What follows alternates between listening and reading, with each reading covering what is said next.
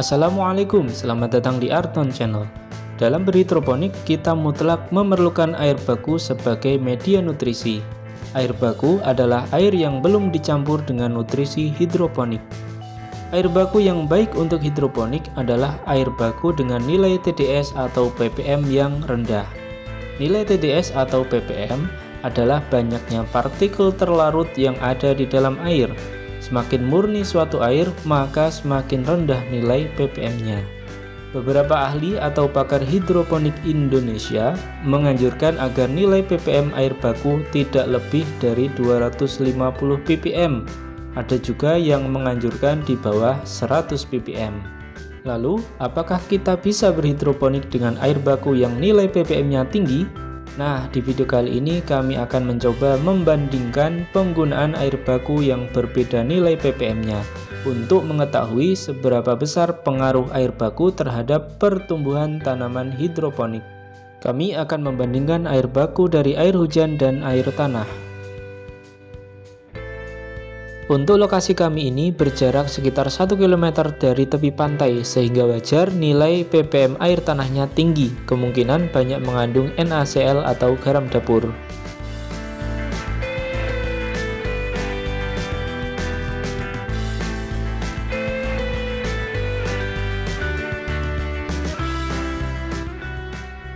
Untuk pH kedua air baku ini sudah di rentang pH ideal. Untuk percobaan kali ini, nutrisi yang akan kami berikan yaitu 1000 ppm.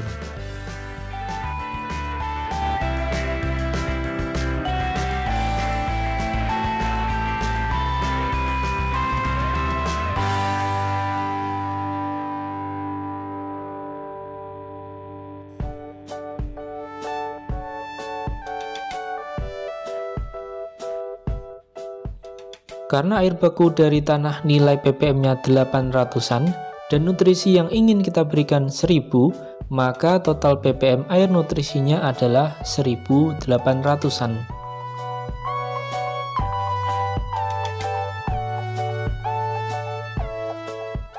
Nah, ini sudah sekitar 1800-an ya.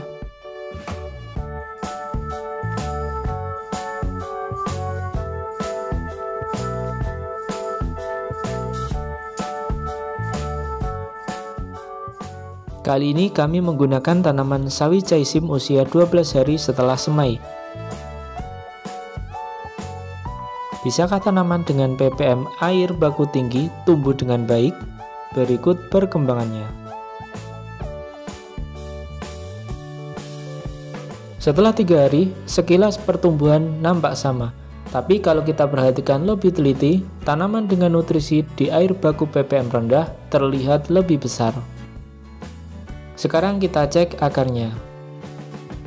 Untuk akar terlihat sangat berbeda ya teman-teman. Lebih lebat tanaman dengan nutrisi di air baku ppm rendah.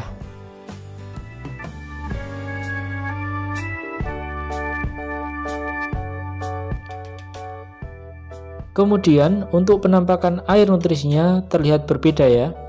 Nutrisi di air baku ppm rendah tampak bening, sedangkan nutrisi di air baku ppm tinggi terdapat endapan di permukaannya.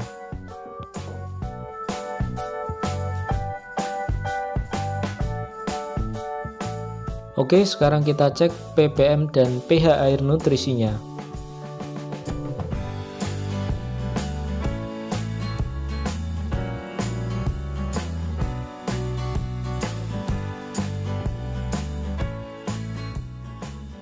Untuk ppm-nya yaitu 942 dan pH-nya 5,9.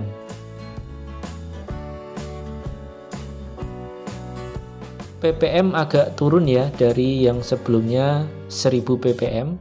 Ini karena hujan angin sehingga ada sedikit air hujan yang masuk, meskipun sebetulnya kami sudah menggunakan atap. Lanjut cek nutrisi dengan air baku ppm tinggi. ppm-nya yaitu 1287, turun sangat banyak ya dari yang sebelumnya 1800-an. Kalau ppm-nya turun sebanyak ini, ada kemungkinan endapan di permukaan air nutrisi adalah nutrisi yang tidak larut sempurna di air baku, sehingga mempengaruhi pertumbuhan tanaman dan pH-nya menjadi tidak stabil. Karena pH-nya terlalu tinggi atau tidak ideal, jadi kita turunkan dulu.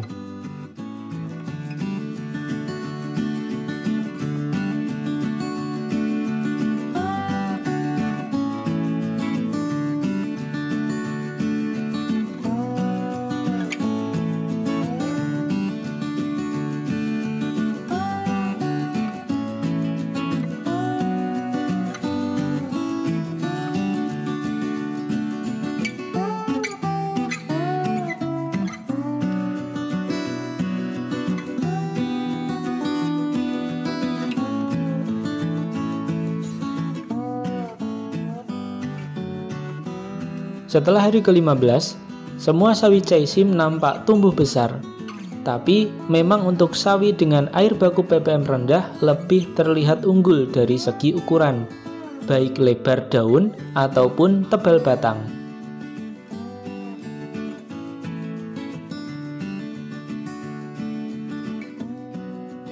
Setelah melakukan percobaan yang sederhana mengenai pengaruh air baku untuk tanaman hidroponik, bisa kita simpulkan yang pertama, ppm air baku mempengaruhi pertumbuhan tanaman. Jadi ppm air baku rendah lebih direkomendasikan, terutama untuk hidroponik skala produksi. Sedangkan untuk skala hobi tentunya tidak masalah. Meski air baku ppm tinggi, pertumbuhan tanaman tetap lebih unggul daripada penanaman konvensional. Yang kedua, ppm air baku mempengaruhi kestabilan pH pada air nutrisi. Untuk air baku ppm rendah, pH-nya sama sekali tidak kami atur, hanya mengandalkan pH buffer bawaan dari nutrisi. Untuk AB mix ini racikan sendiri ya teman-teman. Sedangkan air nutrisi dengan ppm air baku tinggi, pH-nya kami atur 2 kali. Yang ketiga, timbul endapan di nutrisi dengan air baku ppm tinggi, sehingga penggunaan air baku dengan ppm tinggi tidak direkomendasikan untuk sistem irigasi tetes karena dapat menyumbat sistem irigasi. Kesimpulan lainnya bisa teman-teman tulis di kolom komentar ya. Oke, sekian untuk video kali ini. Semoga bermanfaat. Assalamualaikum.